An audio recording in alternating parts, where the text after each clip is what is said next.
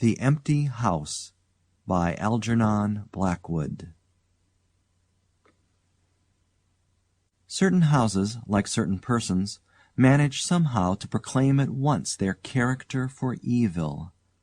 In the case of the latter, no particular feature need betray them. They may boast an open countenance and an ingenuous smile, and yet a little of their company leaves the unalterable conviction that there is something radically amiss with their being, that they are evil. Willy-nilly they seem to communicate an atmosphere of secret and wicked thoughts, which makes those in their immediate neighborhood shrink from them as from a thing diseased. And perhaps with houses the same principle is operative, and it is the aroma of evil deeds committed under a particular roof, long after the actual doers have passed away, that makes the goose-flesh come and the hair rise. Something of the original passion of the evil-doer, and of the horror felt by his victim, enters the heart of the innocent watcher, and he becomes suddenly conscious of tingling nerves, creeping skin, and a chilling of the blood. He is terror-stricken without apparent cause. There was manifestly nothing in the external appearance of this particular house to bear out the tales of the horror that was said to reign within. It was neither lonely nor unkempt. It stood crowded into a corner of the square, and looked exactly like the other houses on either side of it. It had the same number of windows as its neighbors, the same balcony overlooking the gardens, the same white steps leading up to the heavy black front door, and in the rear there was the same narrow strip of green, with neat box borders running up to the wall that divided it from the backs of the adjoining houses. Apparently, too, the number of chimney pots on the roof was the same, the breadth and angle of the eaves, and even the height of the dirty area railings. And yet this house in the square, that seemed precisely similar to its 50 ugly neighbors, was as a matter of fact entirely different, horribly different. Wherein lay this marked invisible difference is impossible to say.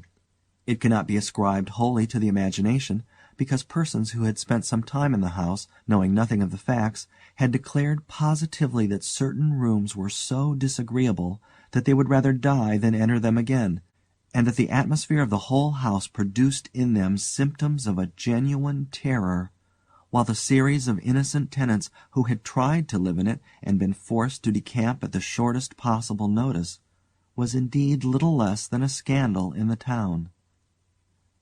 When Shorthouse arrived to pay a week-end visit to his Aunt Julia in her little house on the sea-front at the other end of the town, he found her charged to the brim with mystery and excitement. He had only received her telegram that morning, and he had come anticipating boredom. But the moment he touched her hand and kissed her apple-skin wrinkled cheek, he caught the first wave of her electric condition. The impression deepened when he learned that there were to be no other visitors, and that he had been telegraphed for with a very special object. Something was in the wind, and the something would doubtless bear fruit, for this elderly spinster aunt, with a mania for psychical research, had brains as well as will-power, and by hook or by crook she usually managed to accomplish her ends. The revelation was made soon after tea, when she sidled close up to him as they paced slowly along the sea-front in the dusk. "I've got the keys," she announced in a delighted yet half-awesome voice. "Got them till Monday." "The keys of the bathing-machine, or—" he asked innocently, looking from the sea to the town. Nothing brought her so quickly to the point as feigning stupidity. "Neither," she whispered. "I've got the keys of the haunted house in the square, and I'm going there tonight." Shorthouse was conscious of the slightest possible tremor down his back. He dropped his teasing tone. Something in her voice and manner thrilled him. She was in earnest. "But you can't go alone," he began. "That's why I wired for you," she said with decision. He turned to look at her. The ugly, lined, enigmatical face was alive with excitement. There was the glow of genuine enthusiasm round it like a halo.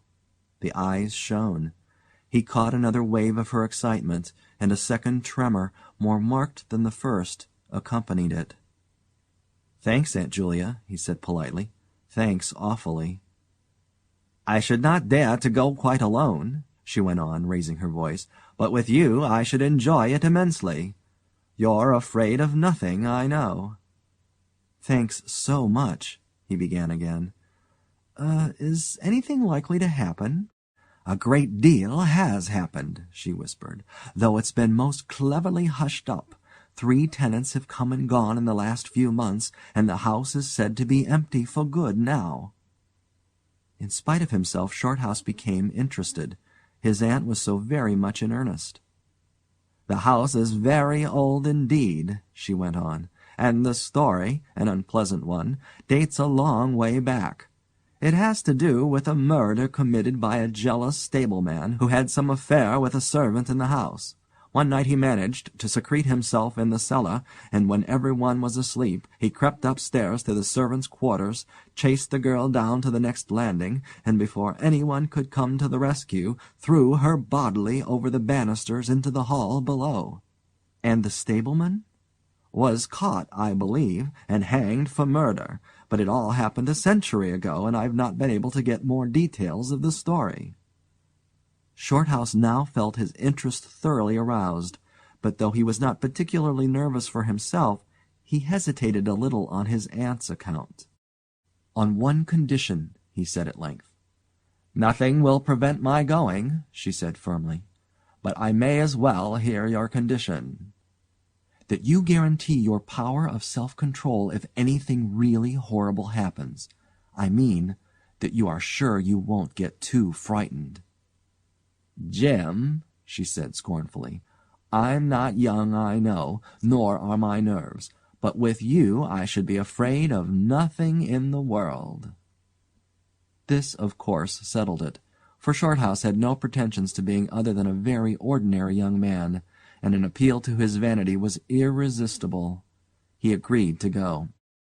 Instinctively, by a sort of subconscious preparation, he kept himself and his forces well in hand the whole evening, compelling an accumulative reserve of control by that nameless inward process of gradually putting all the emotions away and turning the key upon them, a process difficult to describe, but wonderfully effective, as all men who have lived through severe trials of the inner man well understand. Later it stood him in good stead. But it was not until 10:30, when they stood in the hall, well in the glare of friendly lamps, and still surrounded by comforting human influences, that he had to make the first call upon this store of collected strength.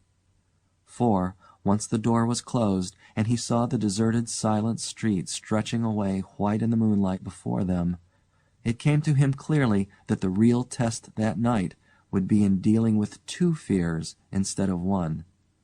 He would have to carry his aunt's fear as well as his own, and as he glanced down at her sphinx-like countenance, and realized that it might assume no pleasant aspect in a rush of real terror, he felt satisfied with only one thing in the whole adventure, that he had confidence in his own will and power to stand against any shock that might come. Slowly they walked along the empty streets of the town. A bright autumn moon silvered the roofs, casting deep shadows. There was no breath of wind, and the trees in the formal gardens by the sea-front watched them silently as they passed along. To his aunt's occasional remarks Shorthouse made no reply, realizing that she was simply surrounding herself with mental buffers, saying ordinary things to prevent herself thinking of extraordinary things. Few windows showed lights, and from scarcely a single chimney came smoke or sparks. Shorthouse had already begun to notice everything, even the smallest details. Presently they stopped at the street corner and looked up at the name on the side of the house full in the moonlight, and with one accord, but without remark, turned into the square and crossed over to the side of it that lay in shadow. "The number of the house is 13, whispered a voice at his side, and neither of them made the obvious reference, but passed across the broad sheet of moonlight and began to march up the pavement in silence. It was about halfway up the square that Shorthouse felt an arm slipped quietly but significantly into his own, and knew that their adventure had begun in earnest, and that his companion was already yielding imperceptibly to the influences against them. She needed support. A few minutes later they stopped before a tall, narrow house that rose before them into the night, ugly in shape and painted a dingy white. Shutterless windows without blinds stared down upon them, shining here and there in the moonlight. There were weather streaks in the wall and cracks in the paint, and the balcony bulged out from the first floor a little unnaturally. But beyond this generally forlorn appearance of an unoccupied house, there was nothing at first sight to single out this particular mansion for the evil character it had most certainly acquired. Taking a look over their shoulders to make sure they had not been followed, they went boldly up the steps and stood against the huge black door that fronted them forbiddingly. But the first wave of nervousness was now upon them, and Shorthouse fumbled a long time with the key before he could fit it into the lock at all. For a moment, if truth were told, they both hoped it would not open, for they were a prey to various unpleasant emotions as they stood there on the threshold of their ghostly adventure.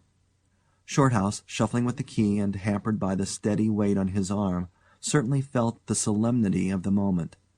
It was as if the whole world, for all experience seemed at that instant concentrated in his own consciousness, were listening to the grating noise of that key.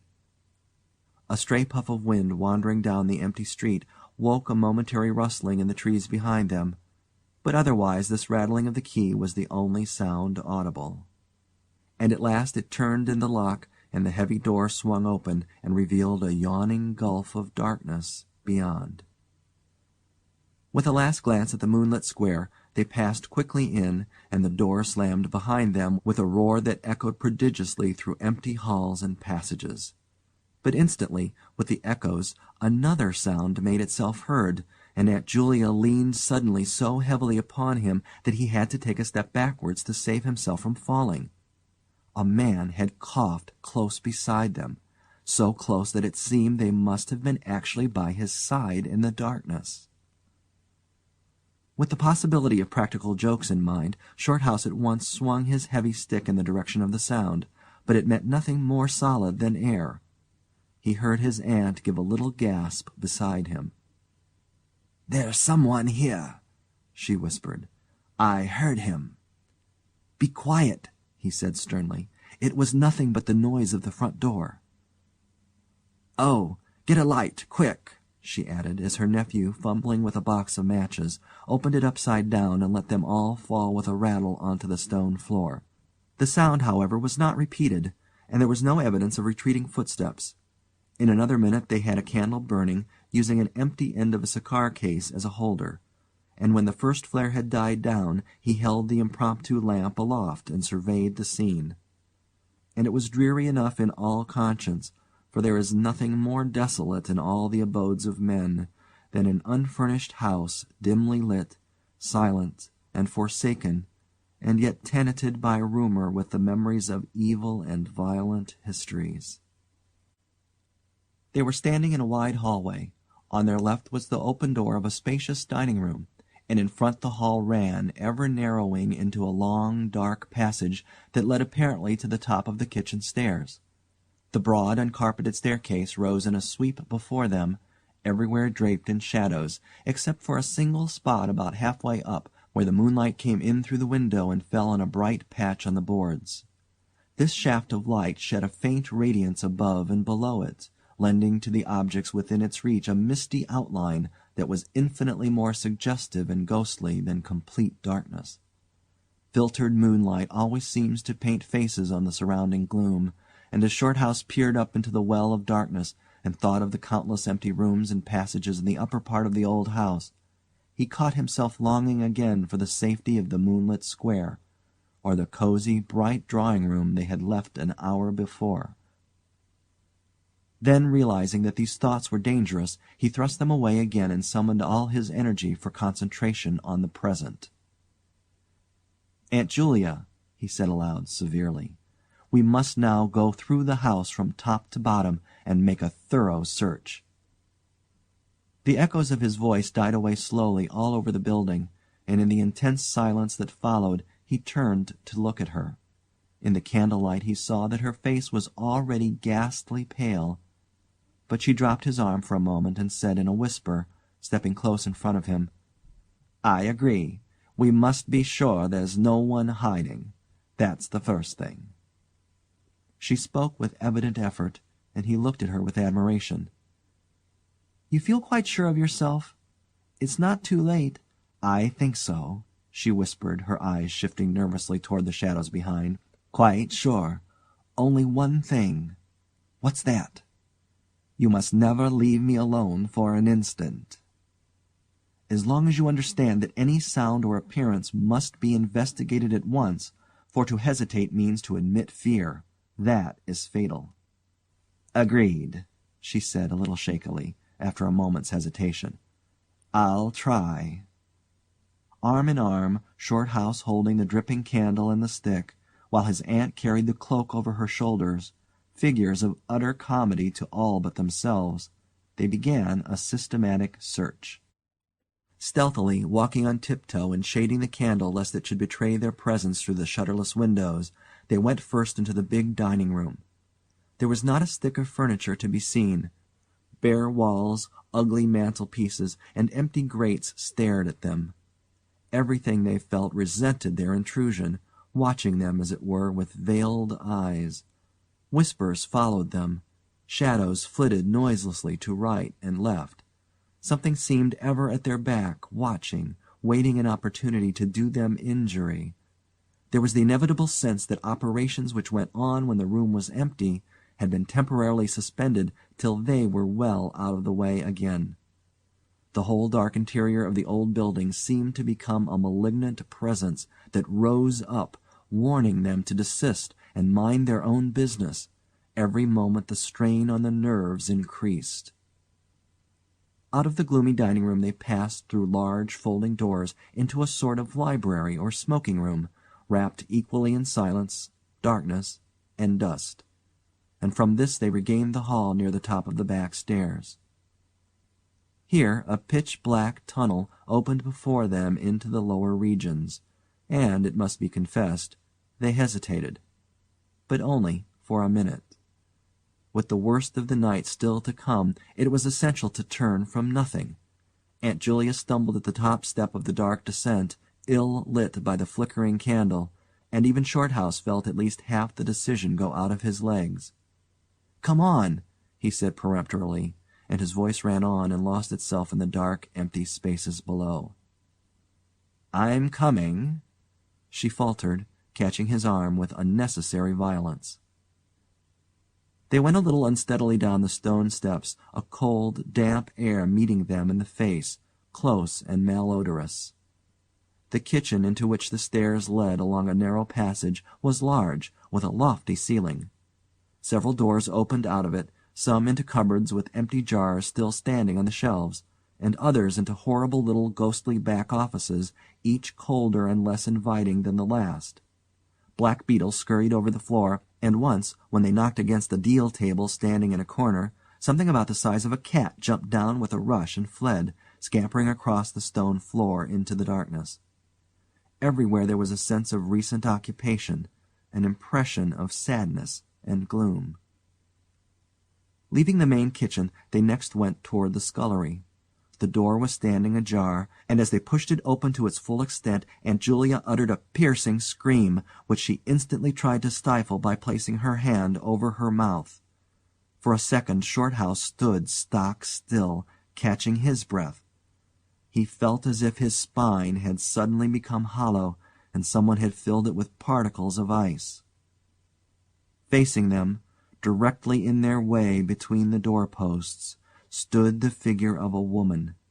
She had disheveled hair and wildly staring eyes, and her face was terrified and white as death. She stood there motionless for the space of a single second. Then the candle flickered and she was gone, gone utterly, and the door framed nothing but empty darkness. "Only the beastly jumping candlelight," he said quickly, in a voice that sounded like someone else's and was only half under control. "Come on, Aunt, there's nothing there." He dragged her forward. With a clattering of feet and a great appearance of boldness, they went on. but over his body the skin moved as if crawling ants covered it, and he knew by the weight on his arm that he was supplying the force of locomotion for two. The scullery was cold, bare, and empty, more like a large prison cell than anything else. They went round it, tried the door into the yard, and the windows, but found them all fastened securely. His aunt moved beside him like a person in a dream. Her eyes were tightly shut, and she seemed merely to follow the pressure of his arm. Her courage filled him with amazement. At the same time he noticed that a certain odd change had come over her face, a change which somehow evaded his power of analysis. "There's nothing here, Auntie," he replied aloud quickly. "Let's go upstairs and see the rest of the house. Then we'll choose a room to wait up in." She followed him obediently, keeping close to his side, and they locked the kitchen door behind them. It was a relief to get up again. In the hall there was more light than before, for the moon had travelled a little further down the stairs. Cautiously they began to go up into the dark vault of the upper house, the boards creaking under their weight. On the first floor they found the large double drawing-rooms, a search of which revealed nothing. Here also was no sign of furniture or recent occupancy, nothing but dust and neglect and shadows. They opened the big folding doors between front and back drawing-rooms, and then came out again to the landing and went on upstairs. They had not gone up more than a dozen steps when they both simultaneously stopped to listen, looking into each other's eyes with a new apprehension across the flickering candle flame. From the room they had left hardly 10 seconds before came the sound of doors quietly closing. It was beyond all question. They heard the booming noise that accompanies the shutting of heavy doors, followed by the sharp catching of the latch. "We must go back and see," said Shorthouse briefly, in a low tone, and turning to go downstairs again. Somehow she managed to drag after him, her feet catching in her dress, her face livid. When they entered the front drawing-room it was plain that the folding doors had been closed half a minute before. Without hesitation Shorthouse opened them. He almost expected to see someone facing him in the back room, but only darkness and cold air met him. They went through both rooms, finding nothing unusual. They tried in every way to make the doors close of themselves, but there was not wind enough even to set the candle flame flickering. The doors would not move without strong pressure. All was silent as the grave. Undeniably the rooms were utterly empty, and the house utterly still. "It's beginning," whispered a voice at his elbow, which he hardly recognized as his aunt's. He nodded acquiescence, taking out his watch to note the time. It was 15 minutes before midnight. He made the entry of exactly what had occurred in his notebook, setting the candle in its case upon the floor in order to do so. It took a moment or two to balance it safely against the wall. Aunt Julia always declared that at this moment she was not actually watching him, but had turned her head towards the inner room, where she fancied she heard something moving. But at any rate both positively agreed that there came a sound of rushing feet, heavy and very swift, and the next instant the candle was out. But to Shorthouse himself had come more than this, and he has always thanked his fortunate stars that it came to him alone, and not to his aunt too. For, as he rose from the stooping position of balancing the candle, and before it was actually extinguished, a face thrust itself forward so close to his own that he could almost have touched it with his lips. It was a face working with passion, a man's face, dark, with thick features, and angry, savage eyes. It belonged to a common man, and it was evil in its ordinary normal expression, no doubt, but as he saw it, alive with intense, aggressive emotion, it was a malignant and terrible human countenance. There was no movement of the air, nothing but the sound of rushing feet, stockinged or muffled feet, the apparition of the face, and the almost simultaneous extinguishing of the candle. In spite of himself, Shorthouse uttered a little cry, nearly losing his balance as his aunt clung to him with her whole weight in one moment of real, uncontrollable terror. She made no sound, but simply seized him bodily. Fortunately, however, she had seen nothing, but had only heard the rushing feet, for her control returned almost at once, and he was able to disentangle himself and strike a match. The shadows ran away on all sides before the glare, and his aunt stooped down and groped for the cigar case with the precious candle. Then they discovered that the candle had not been blown out at all. It had been crushed out. The wick was pressed down into the wax, which was flattened as if by some smooth, heavy instrument. How his companion so quickly overcame her terror Shorthouse never properly understood. But his admiration for her self-control increased tenfold, and at the same time served to feed his own dying flame, for which he was undeniably grateful. Equally inexplicable to him was the evidence of physical force they had just witnessed. He at once suppressed the memory of stories he had heard of physical mediums and their dangerous phenomena, for if these were true, and either his aunt or himself was unwittingly a physical medium, it meant that they were simply aiding to focus the forces of a haunted house already charged to the brim. It was like walking with unprotected lamps among uncovered stores of gunpowder. So, with as little reflection as possible, he simply relit the candle and went up to the next floor. The arm in his trembled, it is true, and his own tread was often uncertain, but they went on with thoroughness, and after a search revealing nothing, they climbed the last flight of stairs to the top floor of all.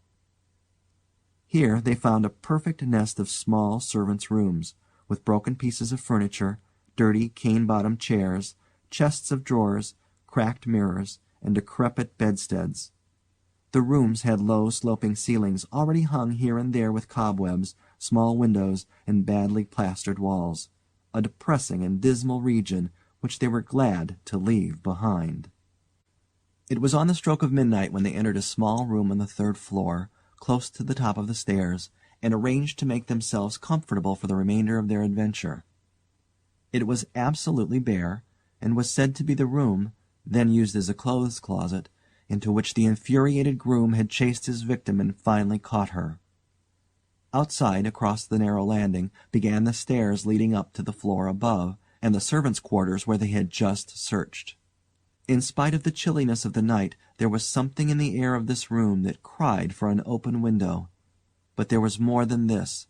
Shorthouse could only describe it by saying that he felt less master of himself here than in any other part of the house. There was something that acted directly on the nerves, tiring the resolution, enfeebling the will. He was conscious of this result before he had been in the room 5 minutes, and it was in the short time they stayed there that he suffered the wholesale depletion of his vital forces, which was for himself the chief horror of the whole experience. They put the candle on the floor of the cupboard, leaving the door a few inches ajar, so that there was no glare to confuse the eyes, and no shadow to shift about on walls and ceiling. Then they spread the cloak on the floor and sat down to wait, with their backs against the wall. Shorthouse was within 2 feet of the door onto the landing. His position commanded a good view of the main staircase leading down into the darkness, and also of the beginning of the servants' stairs going to the floor above. The heavy stick lay beside him, within easy reach. The moon was now high above the house. Through the open window they could see the comforting stars like friendly eyes watching in the sky. One by one the clocks of the town struck midnight, and when the sounds died away the deep silence of a windless night fell again over everything. Only the boom of the sea, far away and lugubrious, filled the air with hollow murmurs. Inside the house the silence became awful. Awful, he thought, because any minute now it might be broken by sounds portending terror. The strain of waiting told more and more severely on the nerves. They talked in whispers, when they talked at all, for their voices aloud sounded queer and unnatural. A chilliness, not altogether due to the night air, invaded the room and made them cold. The influences against them, whatever these might be, were slowly robbing them of self-confidence and the power of decisive action. Their forces were on the wane, and the possibility of real fear took on a new and terrible meaning. He began to tremble for the elderly woman by his side, whose pluck could hardly save her beyond a certain extent. He heard the blood singing in his veins, It sometimes seemed so loud that he fancied it prevented his hearing properly certain other sounds that were beginning very faintly to make themselves audible in the depths of the house. Every time he fastened his attention on these sounds they instantly ceased.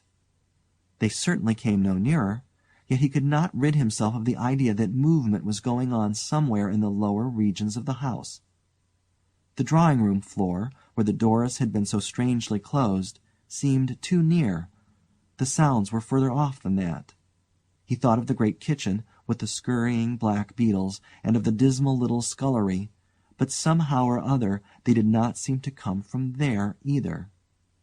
Surely they were not outside the house. Then suddenly the truth flashed into his mind, and for the space of a minute he felt as if his blood had stopped flowing and turned to ice. The sounds were not downstairs at all. They were upstairs. Upstairs somewhere among those horrid, gloomy little servants' rooms, with their bits of broken furniture, low ceilings, and cramped windows.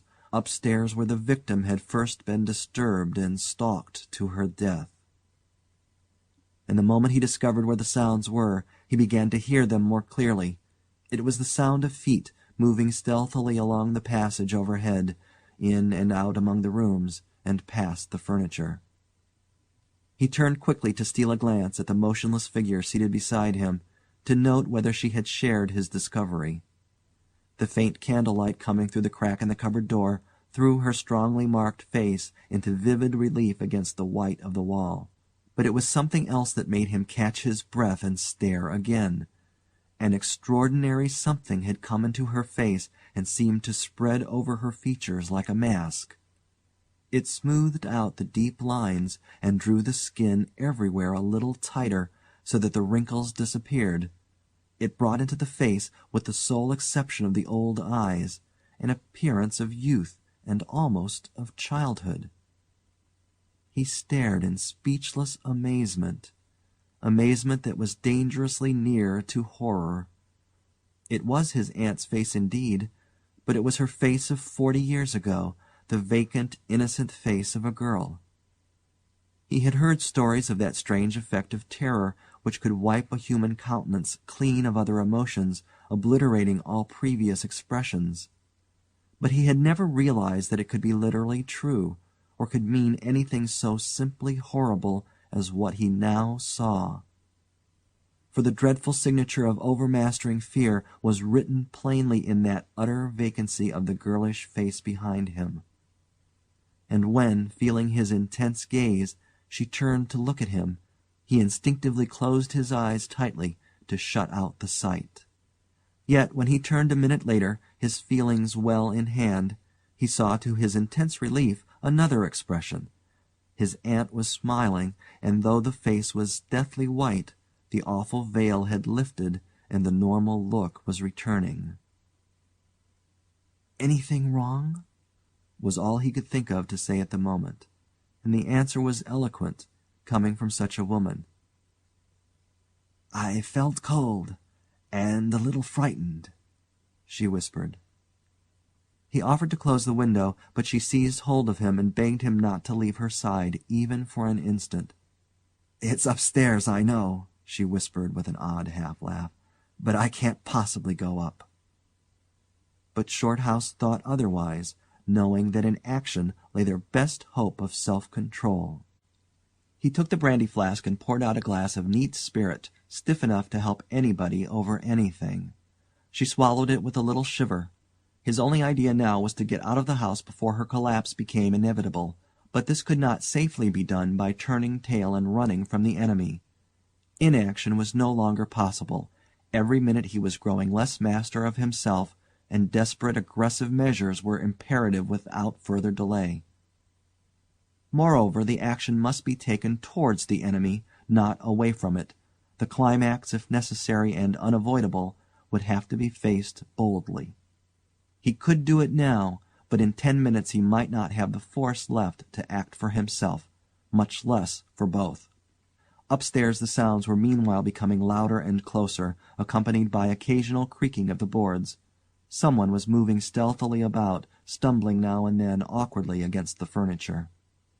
Waiting a few moments to allow the tremendous dose of spirits to produce its effect, and knowing this would last but a short time under the circumstances, Shorthouse then quietly got on his feet, saying in a determined voice, "Now, Aunt Julia, we'll go upstairs and find out what all this noise is about. You must come too. It's what we agreed." He picked up his stick and went to the cupboard for the candle. A limp form rose shakily beside him, breathing hard, and he heard a voice say very faintly something about being "ready to come." The woman's courage amazed him. It was so much greater than his own, and as they advanced, holding aloft the dripping candle, some subtle force exhaled from this trembling, white-faced old woman at his side that was the true source of his inspiration. It held something really great that shamed him and gave him the support without which he would have proved far less equal to the occasion. They crossed the dark landing, avoiding with their eyes the deep black space over the banisters. Then they began to mount the narrow staircase to meet the sounds which minute by minute grew louder and nearer.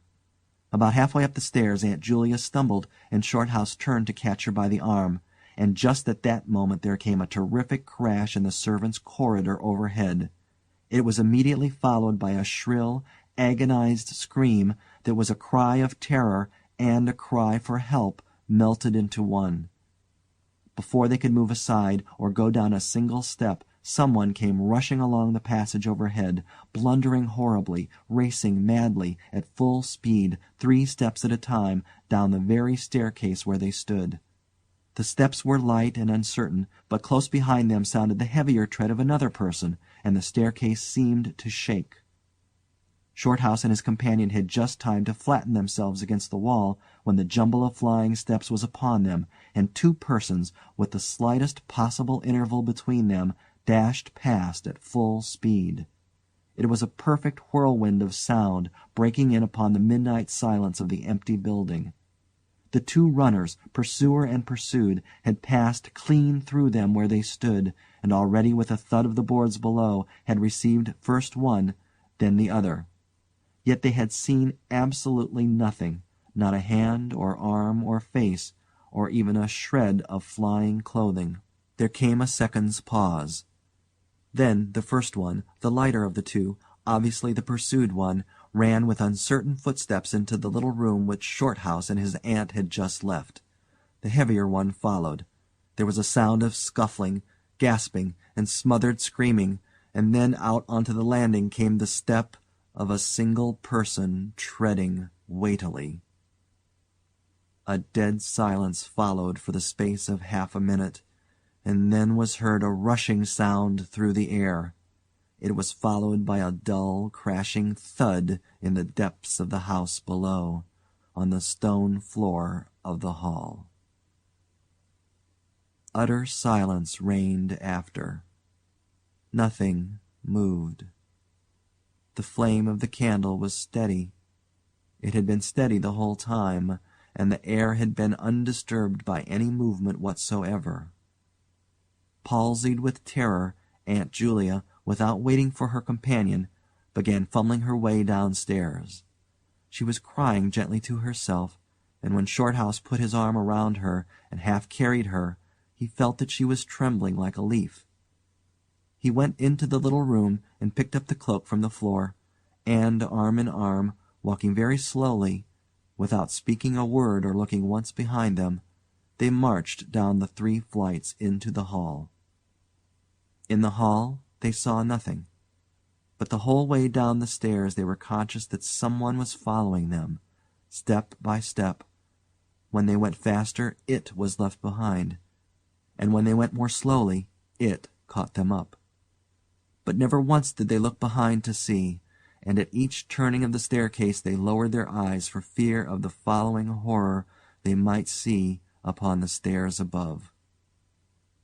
With trembling hands, Shorthouse opened the front door, and they walked out into the moonlight and drew a deep breath of the cool night air blowing in from the sea.